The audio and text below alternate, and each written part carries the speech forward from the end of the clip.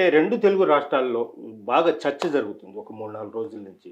అంటే khoa bun bun అమ్ముతా ఉంటే ఫుడ్ జిహాదీ అని ఇచ్చేసి యూట్యూబ్లలో మొత్తం ప్రచారం చేసి అసలు ఏం జరుగుతుందని, దీని వెనకాల ఏమైనా బ్యాక్గ్రౌండ్ పొలిటికల్ ఏదైనా ఉందా? ఖచ్చితంగా గయాస్ గారు. ఇప్పుడు కోవా బన్ అనేది వాడెవడో వెలుగోడుకు చెందిన కర్నూలు జిల్లాకు చెందిన ఒక వ్యక్తి ఆలీ అని జావీద్ అని వాళ్ళు ఏదో పొట్టకూటి కోసం పోయి అమ్ముకున్నారు. అక్కడ ముస్లింలు ఎవరు అమ్ముతున్నారని టార్గెట్ చేసి వాళ్లకు 2-3 రోజుల నుంచి వాళ్ళ వెనకాల తిరిగి తర్వాత ఒక పని చేసుకునేవాడు ఊరు కాని ఊర్లో ఉన్నప్పుడు 10 మంది పోయేసి వాడిని కానీ మాట్లాడితే ఖచ్చితంగా వాడికి చెమటలు పడతాయి. అది మీరైనా నేనైనా ఎవరైనా సరే. అటువంటి పరిస్థితుల్లో అతనికి పోయేసి ఈ కోవాలో ఏం కలిపావు, దీనికి ఫుడ్ లైసెన్స్ ఉందా, నీ ఆధార్ కార్డు ఎక్కడ ఉంది, నువ్వు ఎవరు, నువ్వు ఏంది అని చెప్పి మాట్లాడేది కానీ అతను భయపడిపోయి ఉంటాడు.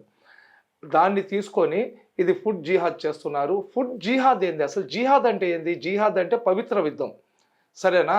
చెడిపేస్తే అపవిత్రత, దాంట్లో ఉమ్మేస్తే అపవిత్రత, పవిత్రంగా ఉండేదాన్ని జిహాద్ అంటారు. జిహాద్ అంటే చాలా మందికి తెలియదు ఏంటంటే ఎదుటి మనుషులను చంపేయడము, ఎదుటి మనుషులను నష్టపెట్టడము, ఎదుటి మనుషులను హింసించడము, ఎదుటి మనుషులకు బాధ పెట్టడము అనే దాన్ని జిహాద్ అంటారని ఒక ప్రచారాన్ని చేస్తున్నారు.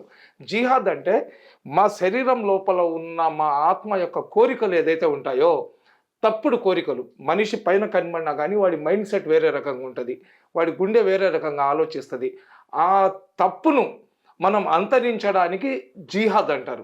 మమ్మల్ని మేము చేసుకునే పవిత్ర యుద్ధాన్ని జిహాద్ అంటారు. పవిత్రత కోసం మనం పోరాటం చేయాలా.